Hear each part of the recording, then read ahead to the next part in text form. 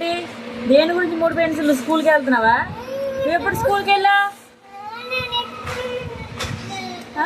నువ్వు స్కూల్కి వెళ్తావా? అక్క పెన్సిల్ అక్కకిచ్చి. ఏంటి దేని పెన్సిల్ ఉన్నా చూపించు. అదే పెన్సిల్ పెన్నులు మొత్తం ఏవి ఎన్నయ్యి?